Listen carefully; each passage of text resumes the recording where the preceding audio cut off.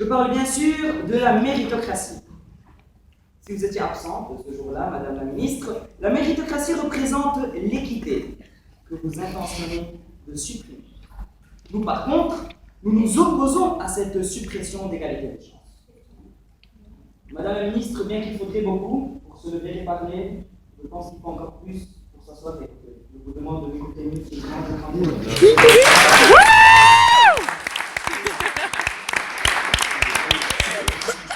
Nous avons ensuite une mobilité sociale possible qui devrait être un acte déjà acquis. En supprimant l'éducation nationale, vous favorisez une reproduction sociale parfaite.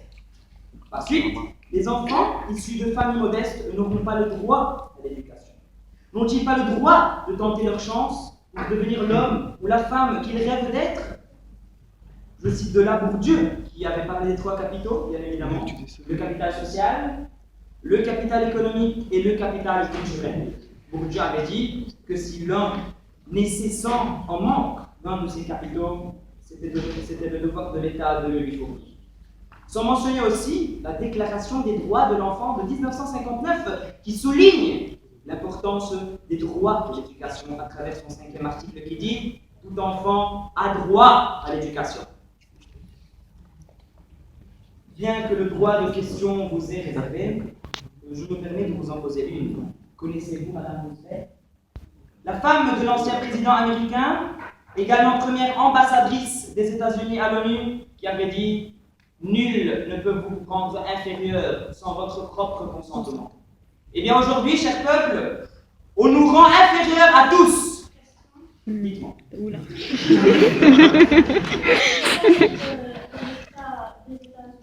Ne savez-vous pas que c'est le pays qui investit le plus dans le domaine de l'éducation? Et en revanche, comment expliquez-vous le fait qu'eux-mêmes ils admettent qu'ils ne retrouvent pas les progrès qu'ils attendent vu les investissements pesants qu'ils sont en train de faire?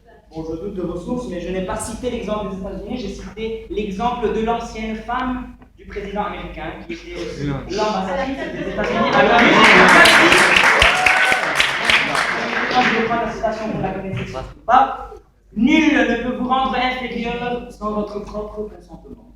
Aujourd'hui, cher peuple, c'est le gouvernement qui nous rend tous inférieurs en nous privant du droit à l'éducation, en nous privant d'accéder à cette éducation qui, selon la Constitution de l'autre l'enfant, est un droit acquis.